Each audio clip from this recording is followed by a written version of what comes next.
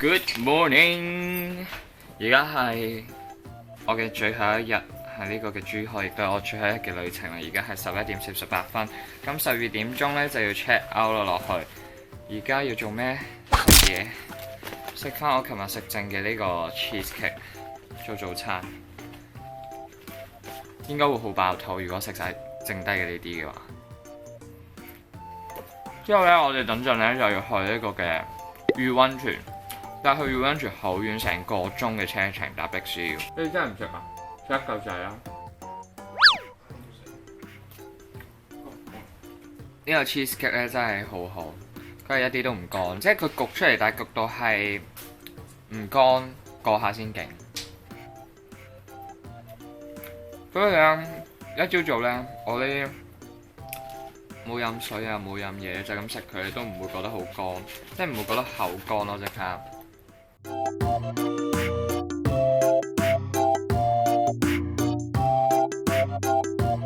Oh my god， 好正！我食完啦，好味。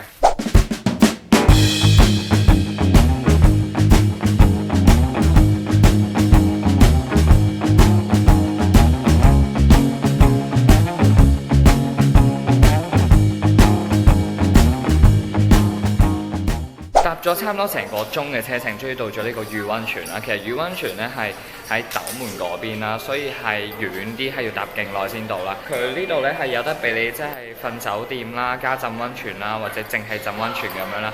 咁瞓酒店浸溫泉嗰啲就要千幾蚊、2000蚊咁樣噶啦，即係包埋個房同埋浸溫泉。咁我哋淨係過嚟浸溫泉啦，咁就係168蚊人民幣一位，咁港紙咧佢就會計翻成84啦，計翻84，咁就係200蚊嘅港紙一位啦。咁我哋而家就準備入去浸溫泉啦。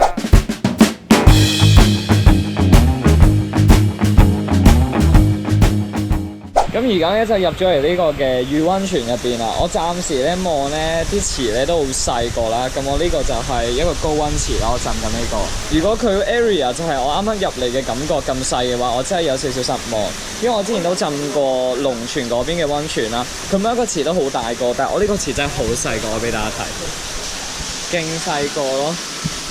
真係唔係大池嚟嘅咯，係細池嚟嘅。之後佢有啲更加細嘅池咯。咁而家咧就浸緊呢個嘅咩啊明目泉，係啦。咁就係木頭味好重，佢成個呢個泉水咧都係木頭味啡色嘅。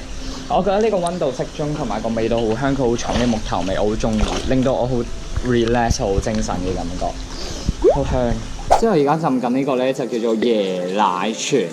定椰果泉啊！我想問椰奶泉好舒服啊！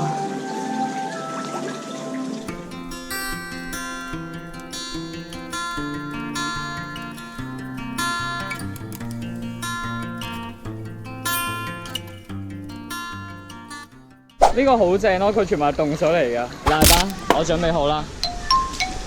喂，快啲啦！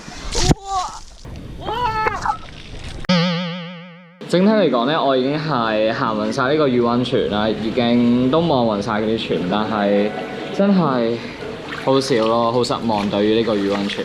同埋嗰啲泉咧冇咩咁特別，每一個池咧都會細個嘅感覺，同埋特別嘅池真係唔多，全部都係嗰啲即係其實差唔多嘅一個泉水，只不過名改咗少少咁樣咯，所以我覺得好失望咯。同埋佢主攻係中藥泉咯，因為我見到好多咩人參啊、何首烏啊、柴胡啊嗰啲咯，但係都係好細個，可能浸大概6個人都已經覺得逼嘅嗰隻 feel 咯，所以我覺得大家如果嚟珠海真係唔推介過嚟呢個御溫泉。我之前浸過龍泉啦，龍泉嘅溫泉我覺得係唔錯嘅，嗰度係好大啦，有成差唔多60幾個泉啦，而每個泉嘅大細都好大隻啦。呢啲真係細細隻，真係唔過癮。我諗應該好快會走噶啦我。咁而家咧就換完衫咧就準備走，咁佢呢度咧就有呢啲地方俾你吹頭啦。咁佢有啲 product 俾你去 set 頭嘅，但係嗰啲 product 都係廢。咁我就而家吹頭戴翻個 cap 我就 peace 啦。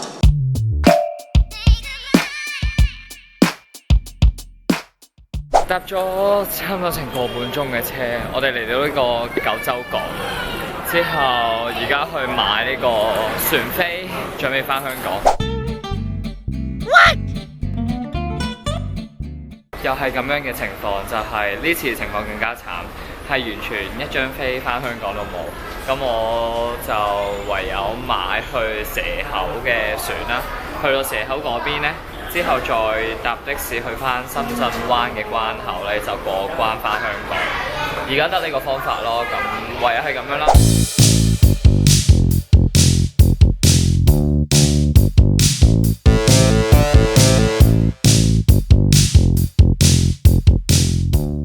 咁而家咧就上咗呢個船啦，之後我哋啱啱咧去 Circle K 買咗一啲嘢食啦，我買咗個蛋糕啦，嘉士頓嘅蛋糕啦，之後然後唔係嘉士頓，嘉士頓新名，之後買咗一啲雞髀啊嗰啲啦。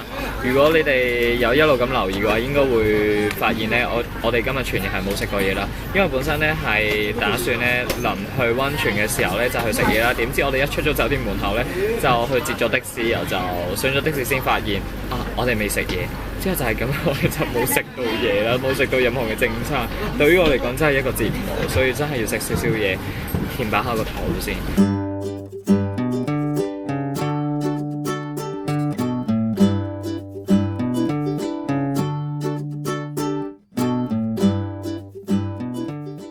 搭咗1個鐘嘅船，我哋嚟到呢個蛇口港之後，而家等的士就去呢個嘅深圳灣過關。呢個 vlog 嘅主要內容應該都係搭車同埋搭車咯，係咁搭車周圍搭咯。